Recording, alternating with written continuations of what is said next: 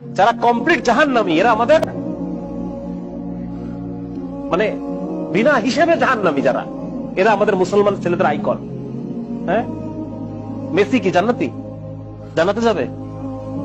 Messi যদি এখন এই অবস্থায় মারা যায়, তাহলে ও কিভাবে আমার আইকন হয়? আমি ওর নামের লেখা টি শার্ট পরে কিভাবে ঘুরি? তার প্রতি আমার ভালোবাসা কিভাবে জন্মায়? কিভাবে জন্মায়? আমি তো মুসলমানের সন্তান। আমার আইডল হওয়ার কথা ছিল মুহাম্মদ রাসূলুল্লাহ সাল্লাল্লাহু আলাইহি ওয়াসাল্লাম। আমার আইডল হওয়ার কথা ছিল আবু বকর, ওমর, খালিদ ইবনে ওয়ালিদ, মুহাম্মদ বিন কাসিম, হ্যাঁ, মাহমুদ গজনবী, এরা আমাদের আইডল হওয়ার কথা ছিল। আজকে আমাদের আইডল কারা? যারা বিনা হিসেবে জাহান্নামী। আমি কি মুসলমানের সন্তান না? আমি পড়ি নাই কালেমা লা ইলাহা ইল্লাল্লাহ মুহাম্মাদুর রাসূলুল্লাহ?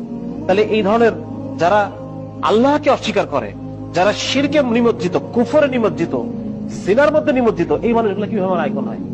এই জন্য এইটা মনে করার কোনো কারণ নাই যে আমি এখন আমার যে যৌবন কাল, এইটা আমি যেভাবে ইচ্ছা সেভাবে চলবো, বৃদ্ধ বয়সে গিয়ে আমি ভালো হয়ে যাবো। এটা যদি আমি মনে করি, আমি অনেক বড় ভুল করলাম। আমাকে এই দুনিয়া থেকে যে কোনো সময় চলে যাওয়া লাগবে। আমি যে কোনো সময় এই দুনিয়া থেকে যে কোনো সময় চলে যাবো।